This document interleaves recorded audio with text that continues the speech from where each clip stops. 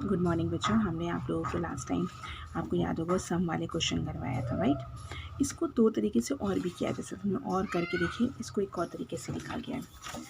Right a program to print the sum of the two numbers, the given numbers are a is equals to 3, b is equals to 4। तो include h dot conio dot h void में सब लिखा जाएगा। हमने यहाँ पे initialise कर लिया है कि ए की वैल्यू क्या है, बी की वैल्यू क्या है। तो इन सम कर दिया, sum is equals to a plus b कर दिया, print f sum of the two numbers is equals to percentile d. फिर उसके बाद डबल इन्वर्टेड कॉमा क्लोज किया, फिर कॉमा लगा के सम लिख दिया। ये सम प्रिंट होके आ जाएगा। इसका जो आउटपुट मिलेगा आपको, आउटपुट भी लिखा जाएगा, सबका ध्यान रखिएगा। जिसका आउटपुट मिलेगा वो सम ऑफ टू नंबर्स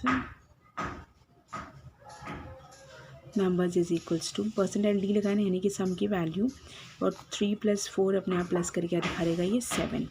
ये इसका आउटपुट है, ठीक है। सेम एज इसका आउटपुट लिखना चाहिए अगर हमको, तो इसका आउटपुट क्या लिखेंगे आप, तो इसका आउटपुट क्या आएगा देखिएगा। एंटर द फर्स्ट नंबर, तो यहाँ लिखेंगे एंटर द फर्स्ट नंबर, तो आपने मान लीजिए डाला 4। फिर एंटर द अनदर नंबर, ये प्रिंट होके आएगा,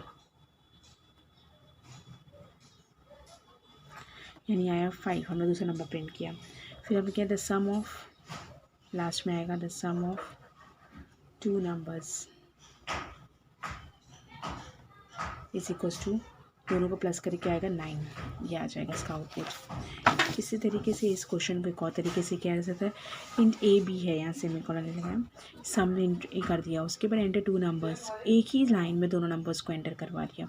इसका आउटपुट क्या आएगा उसको भी देख लीजिए। Enter two numbers, enter two numbers, a is equal to कुछ भी नहीं है, यहाँ पे एक नंबर एंटर किया, एक आपने नंबर किया 3 और दूसरा एंटर किया 4, ठीक है। फिर सम होके प्रिंट होके आ जाएगा sum of two numbers is equals to 7। ये आउटपुट को एक छोटे से बॉक्स में करके आप लिख लेंगे। नंबर्स की स्पेलिंग हमें पूरी लिखनी चाहिए, मैं आधी लिखी क्योंकि यहाँ पूरी लिखी गई है, ओके। ध्यान रखिएगा इस चीज़ का। तो अब इस तरीके से अब हम आप लोग को एक नेक्स्ट क्वेश्चन करवा रहे हैं। Write a program to print the average of 3 numbers. ये आपने कल किया था ना, हम इसको चेक करवा रहे हैं। देखिए, इंक्लूड stdio.h, इंक्लूड conio.h, इतना रहेगा ही रहेगा। फिर void main, parenthesis, bracket open, int में आपने डाल दिया a, b, c, semicolon. Float में आपने क्या लिख दिया, फ्लोट में आपने लिख दिया एवरेज, avg, ठीक है। इसके बाद print f enter the 3 numbers. हम लोग इस तरीके से एंटर कराते हैं, एक ही साथ करा लेते हैं। Numbers is equals to bracket close, उसके बाद ब्रैकेट क्लोज करने पर स्टेटमेंट था, ये सिर्फ स्टेटमेंट था। स्कैन कराएंगे अब नंबर को, स्कैन एफ, परसेंटाइल डी, कितने आएंगे, 3 नंबर्स करा रहे ना। फिर अगेन परसेंटाइल डी, कॉमा कुछ नहीं लगेगा यहाँ पे, ध्यान रखिएगा। परसेंटाइल डी 3 नंबर्स हो गए। फिर डबल इन्वर्टेड कॉमा क्लोज, फिर ampersand a comma ampersand b comma ampersand c, bracket close, semicolon. फिर आपने क्या किया, एवरेज की लिखा, average is equals to a plus b plus c. बात समझ में आई। इसको एक ब्रैकेट में लिखिएगा, ये तो वो एरर दिखा देगा, डिवाइडेड बाय 3, ठीक है। फिर print f, again print f, और प्रिंट एफ में क्या लिखेंगे, average of 3 numbers is equals to, जो भी एवरेज आएगा वो हमें किस में चाहिए, परसेंटाइल एफ में, क्योंकि ये फ्लोट है, ये परसेंटाइल एफ, कॉमा, और यहाँ क्या लिखा, avg, क्लोज, वॉइड मेन को क्लोज कर दिया, गेट ch लिख दिया। अब इसका आउटपुट देखिए, देखिए क्या लिखा था हमने, एंटर द 3 नंबर्स। तो पहले ये प्रिंट होकर आएगा, तुरंत ही खोलते मान आप करेंगे, enter the 3 numbers is equals to, now children देखिए एंटर ऑफ द 3 नंबर्स, जैसे हमें था ना कि एवरेज निकाल 3 नंबर्स हमने एंटर कराए। एक बार एंटर किया आपने मान लीजिए 4, दूसरी बार आपने मान लीजिए एंटर किया 6, तीसरी बार आपने एंटर किया 8, 3 नंबर्स एंटर कर दिया। अब इसका क्या निकालना है हमें, एवरेज।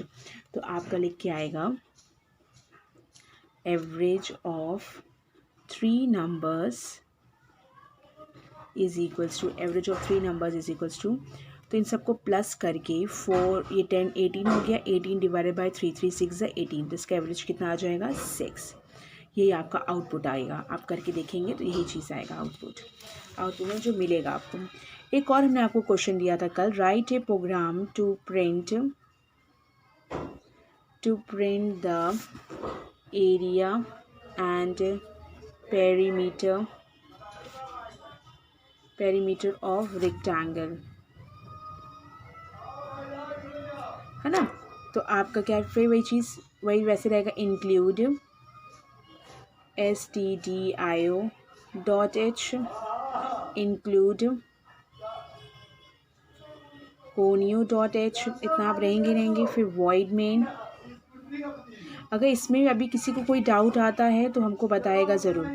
इंट में आपने ले लिया ए बी, 2 नंबर्स ले लीजिए जो आप इनपुट, ए बी ना लीजिए, एल ले लीजिए, लेंथ और ब्रेथ, एल और बी, लेंथ ब्रेथ हो गया, एक हो गया आपका एरिया और दूसरा हो गया पेरीमीटर।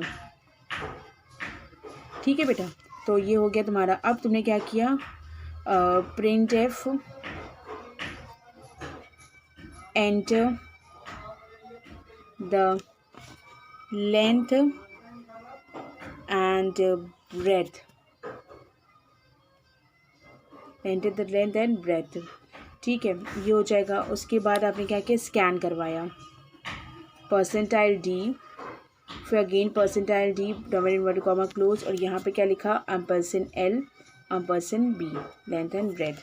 ठीक है, तो आपने अब नेक्स्ट निकाला perimeter, perimeter is equal to 2 into, right, l plus b, into ऐसे ही बनता है ना, 2 इंटू एल प्लस बी।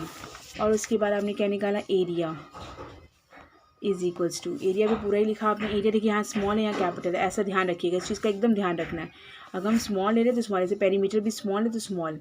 ठीक है, area is equals to l into b. फिर प्रिंट एफ कराया,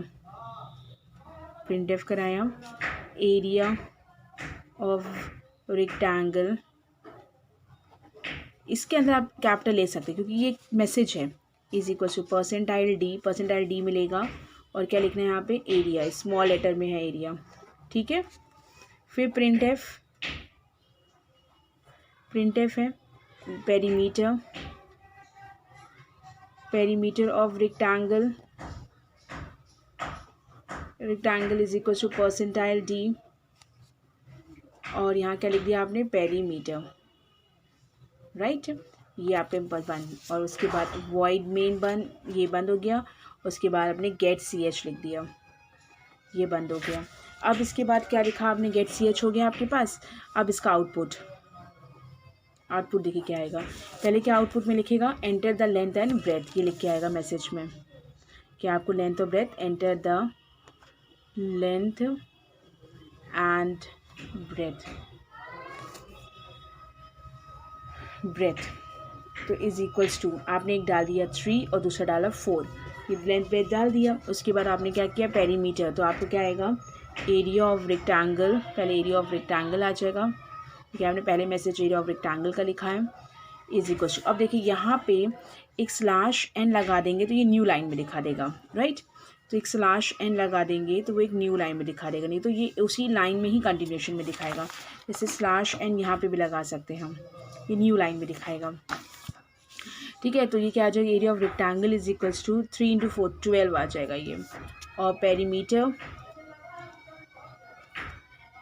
of rectangle is equal to 2l plus b, 2 into 3 plus 7, 7 two ज़ा 14। Is that clear? यहाँ पे कहीं आंसर लिखने की ज़रूरत नहीं होती, ये ऐसे ही लिखा जाता है।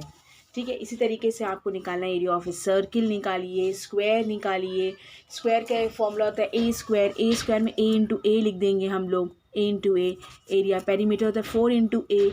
और जैसे कि आपका सर्किल का बोला पाई आर स्क्वायर, तो पाई को नहीं लेगा, ये पाई को लेगा ही नहीं, तो आपको पाई को डिफाइंड ही नहीं करना है। और अगर पाई को डिफाइंड कर रहे हैं तो वहाँ पे 3.14 पहले से लिखिए, तो यानी क्या लिख देंगे 3.14 इंटू आर। ठीक है, तो ये लिखिए, या पाई की वैल्यू को आपको डिफाइन यहाँ पे करना पड़ेगा पहले से। और यहाँ देखिए माई मिस्टेक की सेमी कॉलन नहीं लगाया, ये छोटी छोटी मिस्टेक्स होती है, इसे एरर दिखा देगा आपके एग्ज़ाम में। ठीक है, तो इस चीज़ को बहुत ध्यान रखिएगा। और अभी हम फिर आपको क्वेश्चंस देंगे, आप करके देखिएगा, और उसके बाद कुछ प्रॉब्लम होगी तो हमसे पूछिएगा। ठीक है, थैंक यू।